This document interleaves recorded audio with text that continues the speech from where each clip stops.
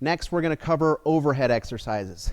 I like to spend a little extra time on overhead exercises because of the risk to the shoulder and the lumbar because of how far the kettlebell weight gets from that joint or joints.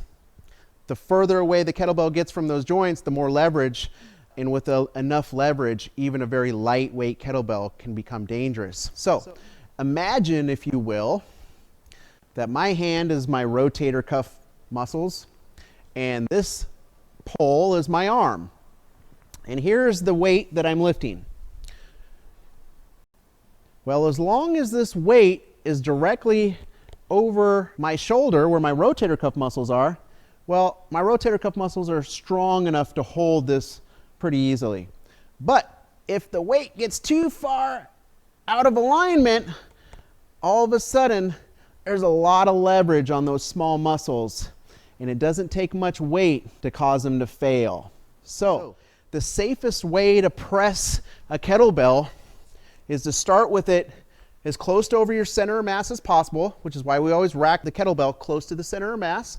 And you want to press that kettlebell as close to over that center of mass as possible. So your upper body will be out of the way at first, and then you can rotate the body back underneath it. When the bell is overhead, you want to push the hips back slightly. That'll release pressure on the lumbar. And notice how the arm is slightly forward, because the arm position is not what's important.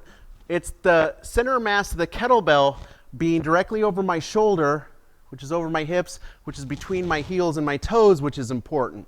If the bells come back like this, well, then you'll want to turn your elbows in slightly to get the bells more over your center of mass. Or if the bells are too far out in front like this because of mobility issues, then you may want to turn your palms forward slightly to get the bells to come back a little bit.